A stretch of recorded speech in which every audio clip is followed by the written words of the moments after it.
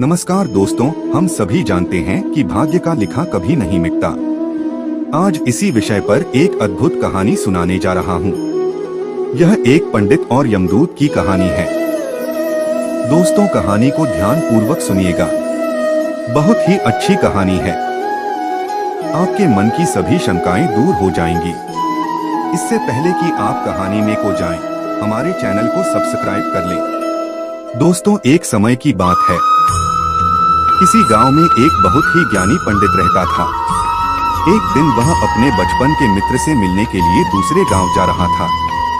वह मित्र बचपन से ही गूंगा और एक पैर से अपाहिज था। मित्र का गांव काफी दूर था। रास्ते में और भी कई छोटे छोटे गांव पड़ते थे। पंडित अपनी धुन में चला ही जा रहा था कि रास्ते में उसे एक और आदमी मिल गया। वह भी पंडित के साथ साथ चलने लगा। पंडित ने सोचा, चलो अच्छा ही हुआ, साथ साथ चलने से सफर जल्दी कट जाएगा। चलते चलते पंडित ने उस आदमी से उसका नाम पूछा तो उस आदमी ने अपना नाम महाकाल बताया। पंडित को यह नाम थोड़ा अजीब सा लगा, पर पंडित ने नाम के विषय में कुछ और पूछना उचित नहीं समझा। दोनों धीरे धीरे साथ में चल रहे थे। तभी रास्ते में एक गांव आया। तब महाकाल ने पंडित से कहा, तुम आगे चलो, मुझे इस गांव में एक संदेशा देना है। मैं तुमसे आगे मिलता हूँ। पंडित ने कहा, ठीक है, और आगे की ओर चल दिया। तभी ही गांव में खबर फैली कि एक व्यक्ति को भैंसे ने मार दिया। जैसे ही भैंसे ने उस व्यक्ति को मारा, ठीक थोड़ी ही देर में महाकाल आ गए। फिर चलते चलते दोनों एक दूसरे गांव के बाहर पहुंचते हैं, जहां पर एक छोटा सा मंदिर बना था। ठहरने की व्यवस्था भी अच्छी लग रही थी। पंडित के मित्र का भी गांव वहां से दूर था और रात्रि होने वाली थी। तो पंडित ने कहा, रात्रि होने वाली है, पूरा दिन चलते चलते थकान भी लग रही है और भूख भी लगी है, तो यहीं भोजन करके आराम कर लेते हैं। सुबह आराम से आगे का सफर करेंगे। महाकाल ने कहा, ठीक है, मुझे इस गांव में किसी को कुछ जरूरी सामान देना है। तुम खाना खा लो और आराम करो, मैं बाद में आकर खा लूंगा। इतना कहकर वह चला गया, लेकिन उसके जाते ही कुछ ही देर में उस गांव में धुआं उठता दिखाई दिया और देखते ही देखते पूरे गांव में आग लग गई।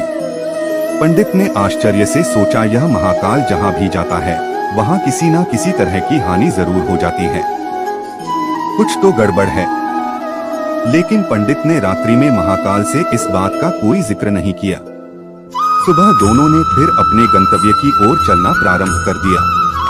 कुछ ही दूर में फिर एक गांव आया तो महाकाल ने पंडित से कहा, आप आगे चलते जाइए, मैं कुछ दूर में आपसे मिलता हूँ। मुझे इस गांव में भी कुछ जरूरी काम है। मैं काम खत्म करके आपसे कुछ आगे मिल लेता हूँ। यह कहकर महाकाल जाने लगा। लेकिन इस बार पंडित आगे नहीं बढ़ा, बल्कि वहीं खड़ा होकर महाकाल को देखता रहा कि अब वह कहाँ जाता है और क्या करता है। तभी लोगों की आवाजें सुनाई देने लगी। किसी व्यक्ति को सांप ने काट लिया है और वह मर गया है। ठीक उसी समय महाकाल फिर से उस पंडित के पास पहुंच गया। लेकिन इस बार पंडित को सहन नहीं हुआ। उसने महाकाल से पूछ ही लिया कि तुम जिस गांव में जाते हो वहां कोई ना कोई नुकसान जरूर हो जाता है। क्या तुम मुझे बता सकते हो ऐसा क्यों होता है? तब महाकाल ने जवाब दिया, पंडित जी, आप तो मुझे बहुत बड़े ज्ञानी मालूम पड़े थे, इसीलिए मैं आपके साथ चलने लगा था, क्योंकि ज्ञानियों का संग बहुत अच्छा होता है। परंतु आप अभी तक समझ नहीं पाए कि मैं कौन हूँ। पंडित ने कहा, मैं समझ गया हूँ, लेकिन मुझे कुछ शंका है। अगर आप ही अपना उपयुक्त परिचय दे दें तो मुझे आसानी होगी। महाकाल ने जवाब दिया, मैं यमदूत हूँ और यमराज की आज्ञा से उन लोगों के प्राण हरण करता हूँ जिनकी आयु पूर्ण हो चुकी है। हालांकि पंडित को पहले से ही इस बात की शंका थी, फिर भी महाकाल के मुंह से यह सुनकर पंडित घबरा गया। लेकिन फिर से हिम्मत करके पूछा, अगर ऐसी बात है और तुम सचमुच ही यमदूत हो तो बताओ, अगली मृत्यु किसकी है? यमदूत ने जवाब दिया, अगली मृत्यु तुम्हारे उसी मित्र की है जिससे तुम मिलने जा रहे हो, और उसकी मृत्यु का कारण भी तुम ही बनोगे। यह बात सुनकर पंडित चौंक गया और सोच में पड़ गया कि वास्तव में यदि यह महाकाल यमदूत हुआ तो उसकी बात भी सही होगी और उसके कारण मेरे बचपन के सबसे घनिष्ठ मित्र की मृत्यु हो जाएगी। इसलिए अच्छा यही होगा कि मैं अपने मित्र से मिलने ही ना जाऊं। कम से कम मैं तो उसकी मृत्यु का कारण नहीं बनूंगा। महाकाल ने कहा, तुम जो सोच रहे हो वह सब मुझे पता है, मगर तुम्हारे अपने मित्र से मिलने ना जाने से नीति नहीं बदल जाएगी। तुम्हारे मित्र की मृत्यु निश्चित है और वह अगले कुछ ही क्षणों में घटित होने वाले हैं। महाकाल के ऐसी बातें सुनकर पंडित को झटका सा लगा, क्योंकि महाकाल ने उसके मन की बात जान ली थी, जो एक साधारण व्यक्ति के लिए संभव नहीं है। अब पंडित को विश्वास हो गया कि यह महाकाल सचमुच में ही यमदूत है, इसलिए वह अपने मित्र के मृत्यु का कारण न बने, इस कारण में पीछे की ओर मुड़ा और अपने गांव की ओर जाने लगा। परंतु जैसे ही पंडित मुड़ा, उसका मित्र तेजी से उसकी ओर आता दिखाई दिया, जो पंडित को देखकर अत्यंत प्रसन्न दिख रहा था। अपने मित्र के आने की गति को देखकर पंडित को ऐसा लगा जैसे कि उसका मित्र काफी समय से उसके पीछे किया रहा है, लेकिन वह बचपन से ही गूंगा था और पैर से अपाहिज था, इसलिए ना तो पंडित तक पहुंच पा रहा था और ना ही पंडित को आवाज देकर रोक पा रहा था। लेकिन जैसे ही वह पंडित के पास पहुंचा, अचानक उसकी मृत्यु हो गई। पंडित हक्का बक्का होकर महाकाल की ओर देखने लगा, जैसे कि वह पूछना चाह रहा हो कि आखिर क्या हुआ। महाकाल ने पंडित की मन की बात समझ गया और बोला, तुम्हारा मित्र पिछले गांव से ही पीछे पीछे आ रहा था, लेकिन वह अपाहिज और गूंगा होने की वजह से तुम तक नहीं पहुंच सका।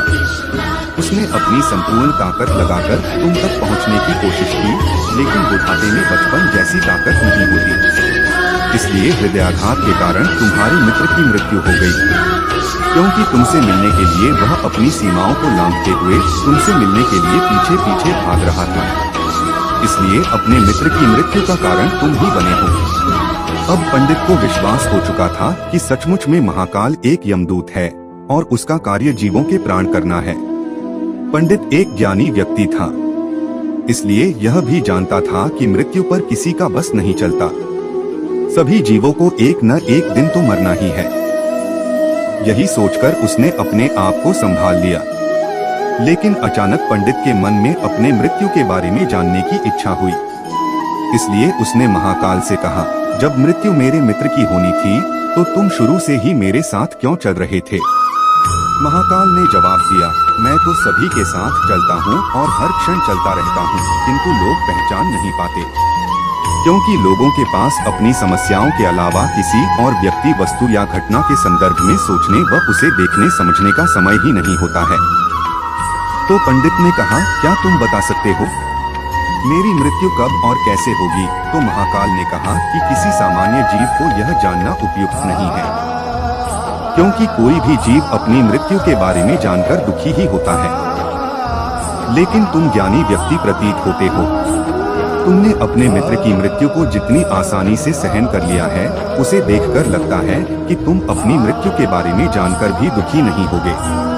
तो सुनो, तुम्हारी मृत्यु आज से ठीक 6 महीने बाद आज के ही दिन किसी दूसरे राज्य में फांसी लगने से होगी। और सबसे आश्चर्य की बात यह होगी कि तुम स्वयं ही खुशी से फांसी को स्वीकार कर लोगे। इतना कहकर महाकाल जाने लगा, क्योंकि महाकाल के पास पंडित के साथ चलते रहने का कोई कारण नहीं था। पंडित भी अपने मित्र की यथाशक्ति कर्मकांड करके अपने गांव चला गया। लेकिन कोई व्यक्ति कितना भी ज्ञानी क्यों ना हो, अपनी मृत्यु की बात जानकर व्यथित तो होता ही है और मृत्यु से बचने के लिए कुछ ना कुछ करता ही है। पंडित ने भी किया, क्योंकि पंडित विद्वान था, इसलिए उसकी ख्याति उसके राज्य के राजा तक थी। पंडित ने सोचा, राजा के पास तो कई ज्ञानी मंत्री होते हैं, तो मेरी मृत्यु से संबंधित समस्या का कोई न कोई हल निकाल ही लेंगे। पंडित यह सोचते हुए राज दरबार में पहुंच जाता है और राजा को सारा वृत्तांत कह देता है। उसे सुनने के बाद राजा शांत रहा। शाम को सभा लगी तो राजा ने अपने मंत्रियों को बात बताई और उनसे सलाह मांगी। अंत में सभी ने विचार विमर्श करके कहा, अगर पंडित की बात सही है तो उसकी मृत्यु भी 6 महीने के बाद ही होगी। लेकिन मृत्यु तब होगी जब किसी दूसरे राज्य में जाएगा। यदि वह दूसरे राज्य में जाए और यहीं रहे तो उसकी मृत्यु भी नहीं होगी। मंत्रियों का यह सलाह राजा को भी उपयुक्त लगी, तो पंडित के रहने की व्यवस्था महल में कर दी गई और राजा के आदेश के बिना उस पंडित से किसी को भी मिलने नहीं दिया जाता था। लेकिन पंडित कहीं भी आ जा सकता था ताकि यह न लगे कि मैं राजा की कैद में है। परंतु पंडित डर के मारे स्वयं ही नहीं आता जाता नहीं था। धीरे धीरे पंडित की मृत्यु का समय नजदीक आने लगा और वह भी दिन आ गया जब पंडित की मृत्यु होनी थी। जिस दिन पंडित की मृत्यु होने वाली थी, पंडित डर के मारे उस दिन जल्दी ही सो गया ताकि जल्दी से वह रात बीत जाए और अगला दिन आ जाए तो मृत्यु टल सके। लेकिन पंडित को स्वयं नींद में चलने की बीमारी थी और इस बीमारी के बारे में वह स्वयं भी नहीं जानता था। आठ राजा या किसी वैद्य को इस बीमारी के बारे में बताने का कोई प्रश्न ही नहीं होता। पंडित अपनी मृत्यु को लेकर बहुत चिंतित था और नींद में चलने की बीमारी तभी आती है जब नींद ठीक तरह से ना हो पा रही हो। तो उसी रात पंडित को नींद में चलने का दौरा पड़ा। वह उठा और महल से निकलकर अस्तबल में गया। पंडित राजा का खास मेहमान था, इसलिए किसी पहरेदार ने भी नहीं रोका और ना ही किसी तरह की पूछताछ की। अस्तबल में पहुंचकर वह सबसे तेज चलने वाले घोड़े की पीठ में सवार होकर नींद में ही राज्य की सीमा के बाहर किसी दूसरे राज्य में चला गया। इतना ही नहीं, वह दूसरे राज्य के राजा के महल में पहुंच गया और उस महल के पहरेदार ने भी उसे नहीं रोका और न ही कोई पूछताछ की। सभी लोग रात्रि की अंतिम प्रहर होने के कारण नींद में थे। वह पंडित सीधे राजा के शयन कक्ष में पहुंच गया जहां राजा और रानी सो रहे थे। वही पंडित भी जाकर लेट गया। सुबह हुई तो राजा ने पंडित को रानी के बगल में सोया हुआ देखा, जिससे राजा बहुत क्रोधित हुआ। पंडित को गिरफ्तार कर लिया गया। पंडित को तो कुछ समझ में ही नहीं आ रहा था कि आखिर दूसरे राज्य में और राजा के शयन कक्ष में कैसे पहुंच गया, लेकिन वह सब सुनने वाला कौन था। राजा ने पंडित को दरबार में हाजिर करने को हुक्म दिया। कुछ समय बाद पंडित को दरबार में लाया गया। कुछ समय बाद राजा का दरबार लगा। यहाँ राजा ने पंडित को देखा और देखते ही इतना क्रोधित हुआ कि पंडित को फांसी पर चढ़ा देने का आदेश सुना दिया। फांसी की सजा सुनकर पंडित कांप गया। फिर भी कुछ हिम्मत कर राजा से कहा, महाराज, मैं नहीं जानता कि राजमहल में कैसे पहुंचा। मैं यह भी नहीं जानता हूं कि आपके शयन कक्ष में कैसे आया और आपके राज्य के किसी पहरेदार ने रोका क्यों नहीं। लेकिन मैं इतना जानता हूँ कि आज मेरी मृत्यु होनी थी और होने भी जा रही है। राजा को यह बात थोड़ी अटपटी लगी। उसने पूछा, तुम्हें कैसे पता कि आज तुम्हारी मृत्यु होनी है? तुम कहना क्या चाहते हो? राजा के इस सवाल के जवाब में पंडित ने पिछले 6 महीने की कहानी बता दी और कहा, महाराज, मेरा क्या, किसी भी सामान्य व्यक्ति में इतना साहस नहीं कि वह राजा के शयन कक्ष में राजा की उपस्थिति में रानी के पास सो जाए। राजा को पंडित की बात में थोड़ा सत्यता दिखाई दिया, परंतु उसने सोचा यह मृत्यु से बचने के लिए महाकाल और अपनी मृत्यु की भविष्यवाणी का बहाना बना रहा है। इसलिए राजा ने पंडित से कहा, यदि तुम्हारी बात सत्य है और आज तुम्हारी मृत्यु का दिन है, तो जैसा कि महाकाल ने तुमसे कहा था, तुम्हारी मृत्यु का कारण मैं नहीं बनूंगा। लेकिन अगर बात झूठ ही निकली तो निश्चित ही आज तुम्हारी मृत्यु का दिन होगा। क्योंकि पड़ोसी राज्य का राजा उसका मित्र था, इसलिए उसने तुरंत सिपाहियों के हाथ दूसरे राज्य के राजा को पत्र भेजा और पंडित की बात की सत्यता का प्रमाण मांगा। शाम तक भेजे गए सैनिक लौटे और उन्होंने बताया कि महाराज, पंडित जो कह रहा है वह पूर्णतः सत्य है। दूसरे राज्य के राजा ने पंडित को रहने के लिए अपने ही महल में संपूर्ण व्यवस्था कर रखी थी और पिछले 6 महीने से पंडित राजा का मेहमान था। कल राजा अंतिम बार इसके ही कक्ष में मिले थे और इसके बाद इस राज्य में कैसे पहुंच गया, इसकी जानकारी किसी को भी नहीं है। इसलिए उस राज्य के राजा के अनुसार पंडित को फांसी की सजा देना उचित नहीं है। लेकिन अब राजा के लिए एक नई समस्या आ गई, क्योंकि उसने बिना कुछ जाने ही पंडित को फांसी की सजा सुना दी थी। इसलिए अगर पंडित को फांसी न दी जाए तो राजा के कथन का अपमान हो जाता है, और अगर राजा के द्वारा दी गई सजा का मान रखा जाए तो पंडित की बिना कारण ही मृत्यु हो जाए। राजा ने अपने सभी मंत्रियों से इस बात की चर्चा की। सभी मंत्रियों ने सुझाव दिया कि महाराज, पंडित को एक कच्चे सूत से फांसी लगवा दें। इससे आपके कथन का धीमान रह जाएगा और कच्चे सूत के धागे से पंडित को भी फांसी नहीं लगेगी और उसके प्राण बच जाएंगे। राजा को यह सुझाव अच्छा लगा। उसने ऐसा ही आदेश सुना दिया। पंडित के लिए कच्चे धागे के सूत का फांसी का फंदा बनाया गया और नियम के अनुसार पंडित को फांसी पर चढ़ाया जाने लगा। सभी लोग खुश थे कि ना तो पंडित मरेगा और ना ही राजा का वचन झूठा पड़ेगा। पंडित को भी विश्वास था कि सूत के धागे से तो उसकी मृत्यु हो ही नहीं सकती, इसलिए वह भी खुशी खुशी फांसी पर चढ़ने को तैयार था, जैसा कि महाकाल ने उससे कहा था। लेकिन जैसे ही पंडित को फांसी दी गई, सूत का धागा तो टूट गया, लेकिन टूटने से पहले उसने अपना काम कर दिया था। पंडित के गले की नस सूत के धागे से कट चुकी थी और पंडित जमीन पर पड़ा तड़प रहा था। हर धड़कन के साथ उसके गले से खून की फुहार निकल रही थी और देखते ही देखते पंडित का शरीर पूरी तरह से शांत हो गया। सभी लोग आश्चर्यचकित थे, पंडित को मरते देख रहे थे। किसी को विश्वास ही नहीं हो रहा था कि इस कमजोर से धागे से किसी की मृत्यु हो सकती है, लेकिन घटना घट चुकी थी। नीति ने अपना काम कर दिया था। दोस्तों, जो होना होता है होकर ही रहता है। हम चाहे जितनी भी सावधानियां बरतें, जितना भी उपाय कर ले, लेकिन हर घटना और घटना का पूरा प्रणाली पहले से ही तय होता है, जिसे हम थोड़ा सा भी इधर उधर नहीं कर सकते। इसलिए ईश्वर ने हमें भविष्य जाने की क्षमता नहीं दी है, ताकि हम अपने जीवन को ज्यादा बेहतर तरीके से जी सके। और यही बात उस